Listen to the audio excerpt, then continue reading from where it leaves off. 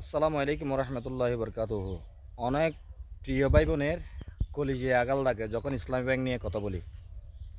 প্রিয় ভাই বোন, আল মুসলিম ও আখিল মুসলিম, এক মুসলমান অপর মুসলমানের ভাই অথবা বোন, এটা কি ভুলে গেছেন?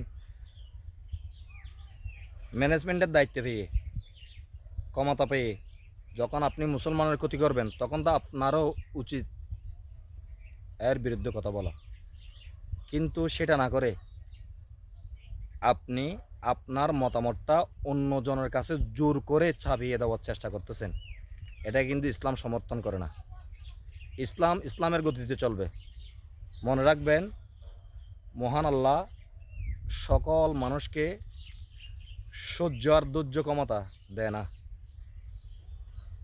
ইসলাম ব্যাংক থেকে যে সমস্ত ভাই বোনের চাকরি চলে গেছে, চলে গেছে বলবো না, আপনারা খেয়ে ফেলছেন, আপনাদেরও একদিন এর মুখোমুখি হতে হবে। মানুষের করুণ অবস্থা আপনি তখনই বুঝতে পারবেন যখন আপনি করুণ অবস্থায় পড়বেন।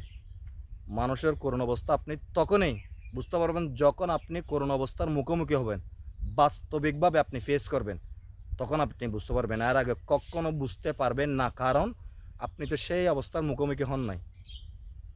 মুসলমান যদি মুসলমানের পাশে না থাকে, সে তো মুসলমান হতে পারে না, সে তো মুনাফেক, সে তো জালেম। তো আমরা জালেম এবং মুনাফেক থেকে সবসময় বিরত থাকি। আল্লাহ হাফেজ।